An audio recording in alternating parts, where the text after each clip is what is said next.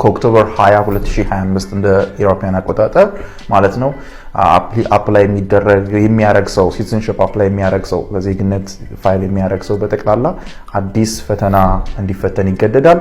ከዚህ በፊት የነበረው ፈተና 10 ጥያቄዎችን ብቻ አንድ ሰው ከመለሰ ማለፍ የሚችልበት ነበር። አሁን ግን እጅግ ከባድ የሆነ የአሜሪካን ሂስትሪ፣ ገቨርንመንት ስትራክቸር and current የገቨርንመንት ሲቹዌሽኖችን ያካተተ ከ120 በላይ ከሆኑ ጥያቄዎች የሚወጣ 20 ጥያቄዎችን ነው የሚጠየቀው አፕሊካንት እና ከነዚህ ውስጥ 12ቱን ከ20ዎቹ 12ቱን መመለስ ይጠበቅበታል።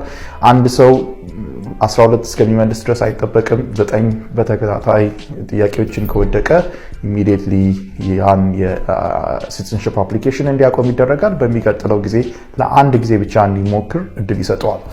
ከዚህ በፊት የነበረው ከ100 የኩዌስችንስ ፑል ነበር የሚወጣው። 10 ጥያቄዎችን መመለስ ከቻለ አንድ ሰው ማለፍ ይችል ነበረ። የኩዌስችን ባንኩ ግልጽ ነበረ። አሁን ግን ከ2008 እስከ 20 ካሉ የኩዌስችንስ ባንኮች ነው የሚወጣው እና ይሄም ባይት ሰልፍ በጣም ከባድ ያደርገዋል። እንግዲህ ብዙ ኢትዮጵያኖች ጎበዝ ናቸው፣ ይሄን ለመመለስ ላይቸገሩ ይችላሉ። ችግሩ ትንሽ በእድሜ ለገፉ ሰዎች፣ እንግሊዝኛ በደንብ ለማይችሉ ሰዎች ይሄ ትንሽ ሄርድል እንደሚሆን ቻሌንጅ እንደሚሆንባቸው ይገመታል። አንድ ጥሩ ነገር ከ65 ዓመት በላይ የሆኑ ሰዎች ግን ደግሞ 20 ዓመት በግሪን ካርድ አሜሪካ ውስጥ የኖሩ ሰዎች ጥያቄው ከሌሎቹ እየቀለለ ነው የሚሆነው። አንድ ሁለተኛ ጥያቄ የሚወጣበትን ፑል በጣም አነስተኛ ነው የሚሆነው። ሶስተኛ 10 ጥያቄዎች ብቻ ከመለሱ ያልፋሉ። ይሄ ከ65 ዓመት በላይ ለሆኑ ሰዎች እና 20 ዓመት የግሪን ካርድ ሆልደር ሆኖ አሜሪካ ውስጥ ለዘለቁ ሰዎች ነው። ስለዚህ ይሄ አንዱ ጥሩ ጎን ሆኖ ለብዙዎቹ ግን ከባድ ጥያቄ የመመለሱን ስታንዳርድ ከፍተኛ ነው የሚሆነው። 2 ጊዜ ከወደቁ እንደገና የሲቲዝንሺፕ አፕሊኬሽንን ማስገባት ይኖርባቸዋል። ያስገቡት አንድ ጊዜ ፋይል ያደረጉት ዲናይ ይደረጋል ማለት ነው፣ የሚከለከላል። በግሪን ካርድ ወደ ኢትዮጵያ የሚሄዱ ሰዎች ወይም ደግሞ ከአሜሪካ ወጥተው ብዙ ጊዜ የሚቆዩ ሰዎች ማሰብ ያለባቸው ነገር አለ። የመጀመሪያው በግሪን ካርድ ያለ ሰው ለማወቅ የሚገባው ግሪን ካርድ እንደ ዜግነት አይደለም ወይም እንደ ሲቲዝንሺፕ አይደለም የሚያጎናጽፈን መብቶች። ግሪን ካርድ ፕሪቪሌጅ ነው። ማለትም አሜሪካ ውስጥ ፐርማነንትሊ ለመኖር በዘላቂነት ለመኖር ኢንቴንሽናችንን ገልጸን ያን በተግባር እስካሳየን ድረስ ብቻ ነው የግሪን ካርድ ተጠቃሚ የምንሆነው። ይሄ ማለት ከአሜሪካ ውስጥ ለረጅም ጊዜ ስንጠፋ ወደ ሌላ ሀገር ሄደን ስንኖር ግሪን ካርዳችን የመነጠቅ አደጋ ውስጥ ይገባል። በተለይ ከ6 ወር በላይ ከአሜሪካ ውስጥ የሚመጣ ሰዎች ማሰብ ያለብን ነገር ምንድነው?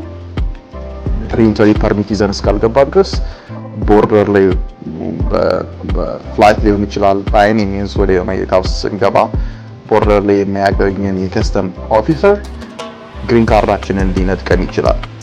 ይሄ መብት አለው። በአሜሪካ ዲስክሪሽነሪ መብት አላቸው።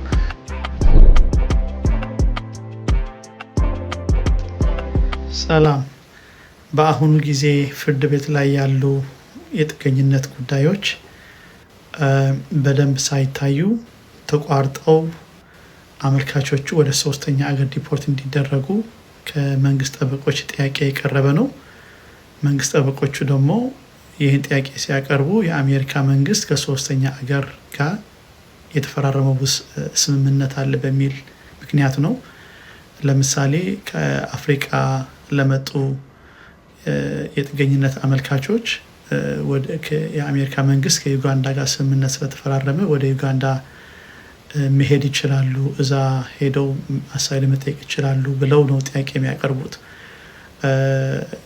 ጠበቆች ይህን በመቃወም ክርክሮች ቢያስገቡም ብዙ ዳኞች ስልጣን የለንም ያሉ ጉዳዮች ተቋርጠው ወደ ዩጋንዳ እንዲላኩ ውሳኔ ያስገቡ ነው እና እንደዚህ ያጋጠማቸው የጥገኝነት አመልካቾች ይግባኝ ማለት መብት አላቸው።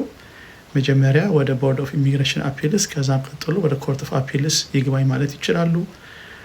ይሄ ደግሞ አትሊስት 2 ዓመት 3 ዓመት ወይም ከዛ በላይም ጊዜ ይሰጣቸዋል። በዛን ጊዜ ደግሞ ይህን ስምምነት ውድቅ እንዲሆን የተጀመሩ ፌደራል ኬዞች አሉ ይህን ስምምነት ቻሌንጅ በማድረግ። ስለዚህ በዛን ጊዜም እነዚህ ጉዳዮች ፌደራል ፍርድ ቤት ያሉ ውሳኔ ተወስኖ እነዚህ ስምምነቶች ውድቅ ካደረጉ በዛን ጊዜ እነዚህ ወደ ዩጋንዳ እንዲሄዱ የተወሰኑ ጉዳዮች ወደ ፍርድ ቤት ተመልሰው እንደገና የመታየት እድል ይኖራቸዋል። ስለዚህ ለደንበኞቻችን የምንመክራቸው ተስፋ ሳይቆርጡ ይግባኝ በማለት ጊዜ በመግዛት አትሊስት ሌላ ለውጥ እስኪመጣ ድረስ መጠበቅ አለባቸው የሚል ነው። የሆነ ጥያቄ ካላችሁ መደወል ትችላላችሁ። አማሃ ደረስ ከደረስ ኤንድ አሶሲዬትስ ፒኤልኤልሲ ሎ ፈርም ነኝ። ቴንክ ዩ። ሰላም፣ ጠበቃ አማሃ ደረስ ከደረስ ኤንድ አሶሲዬትስ ፒኤልኤልሲ ነኝ። ብዙ ክላይንቶች እኛ ጋር እየደወሉ አሁን የዜግነት ማመልከቻ ማስገባት እንችላለን ወይ ብለው ይጠይቃሉ። የእኛ ምክር ምንድን ነው? ኦልሬዲ በህግ መሰረት ኳሊፋይ አድርገው ከሆነ የዜግነት ማመልከቻ ለማስገባት አዎ ማመልከት ይችላሉ፣ ማመልከትም አለባቸው ብለን ነው የምንመክራቸው። ግን በደንብ ማሰብ ያለባቸው ነገር ምንድን ነው? አሁን ካመለከቱ ከዚህ በፊት ያስገቡት በሙሉ ማመልከቻዎች ቪዛ አፕላይ ሲያደርጉ የሚያስገቡት ማመልከቻ አለ። በአሳይለምም ቢሆን ጋብቻም ቢሆን ግን ካላግኝተው ከሆነ ከዚህ በፊት ያስገቡት በሙሉ ማመልከቻዎች ዩኤስሲአይኤስ በደንብ ያየዋል።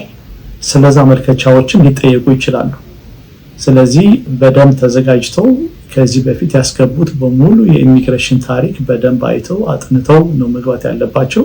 በተቻላቸው መጠን ደግሞ የሚያስገቡት ማመልከቻ ከዚህ በፊት ካስገቡት የቪዛ አፕሊኬሽንም ቢሆን የአሳይለምም ቢሆን የጋብቻም ቢሆን በስራ ግሪን ካርድ አግኝተው ከሆነ ሁሉም ያስገቡት ማመልከቻ በደንብ አይተው ከዛ ጋር እንደማይጋጭ አረጋግጠው ቼክ አድርገው ማስገባት ያለባቸው እና ኢንተርቪው ሲጠሩ ደግሞ ሁሉም ታሪካቸው እንደገና አይተው ተዘጋጅተው መሄድ እንዳለባቸው ነው ምክራችን። ስለዚህ ይሄ ነው በቃ ታሪካቸው በደንብ ማወቅ በጣም አስፈላጊ ነው። ጠበቃ አማሃ ደረስ ነኝ ከደረስ ኤንድ አሶሲዬትስ። የሆነ ጥያቄ ካላችሁ ቴሌፎን ይደውሉልን። ሄሎ ኢትዮ ኮሌጅ ፕሬፕ፣ ስሜ ኤልያስ ይባላል። ዛሬ ደግሞ የምናገረው ስለ ሪሰንት የትራምፕ ትራቨል ባን ከኢትዮጵያ ብዙ ሰው እንዳይወጣ ለበጣም ብዙ ሪዝን ባን ተደርገው ነበር። ነገር ግን ሪሰንትሊ ለኢትዮጵያ ብቻ ሳይሆን እዛ ሊስት ላይ ላሉ ሀገሮች በሙሉ ካፕል ኦፍ ፒፕል ተሰብስበው እዚህ ሀገር ያሉ ሰዎች ያንን ህግ ወደ ፍርድ ቤት ወስደውታል ውድቅ ለማድረግ እና this might be really good because የመጀመሪያው የሚሰማው ፍርድ ቤት ይህንን ህግ ውድቅ ካደረገው አትሊስት ቴምፖራሪሊ ይህንን ትራቨል ባን ሊፍት ሊያደርጉትና ቪዛ ፕሮሰሲንግ እንዲጀመር ሊያደርጉ ይችላሉ። ታዲያ ይሄንን ፕሮሲዲንግ እንከታተልና ኢሲፒ ላይ አውል ሌት ዩ ኖው እንዴት እየሆነ እንዳለ። አትሊስት ወደ ላይ ወደ ሃየር ኮርት የመሄድ ቻንሱ ሃይ ቢሆንም አትሊስት ቴምፖራሪሊ ሊፍት ሊደረግ ይችላል እና ፕሮሰሱ ያ ሁሉ ባክሎግ ጊዜ ሊወስድ ይችላል፣ ብዙ ሰው የተዘጋበት ነገር ግን ፕሮሰሱ እንደገና ሊጀመር ይችላል። ሶ thank you for following us. Let me know in the comments if you have any questions about this. Updates ሲኖር እነግራችኋለሁ።